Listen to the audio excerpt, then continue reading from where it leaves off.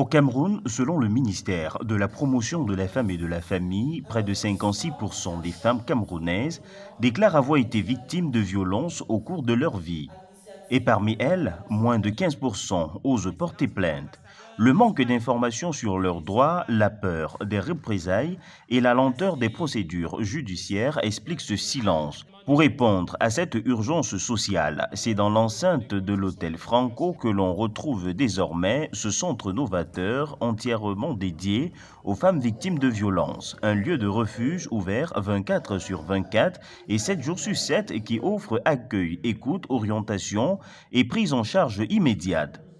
Un espace symbolique mais aussi pratique qui entend répondre à l'urgence. Violence physique, psychologique, sexuelle, autant de drames vécus en silence, souvent au sein même du foyer conjugal ou familial.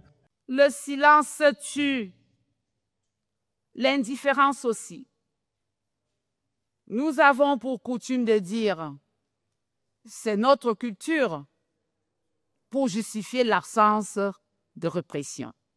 Parce que silence, nous trahissons les valeurs d'humanité, de justice et de dignité qui doivent guider notre nation.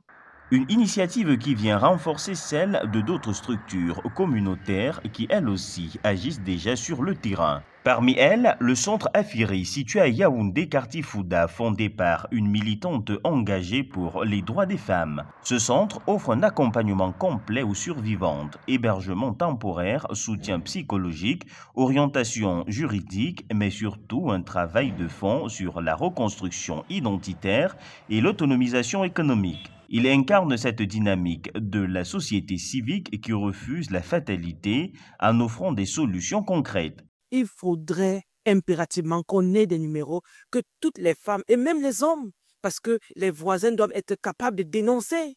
Parce que si vous ne venez pas au secours à votre voisine, ça veut dire que vous êtes complice. Et on aura toujours des cas de féminicide.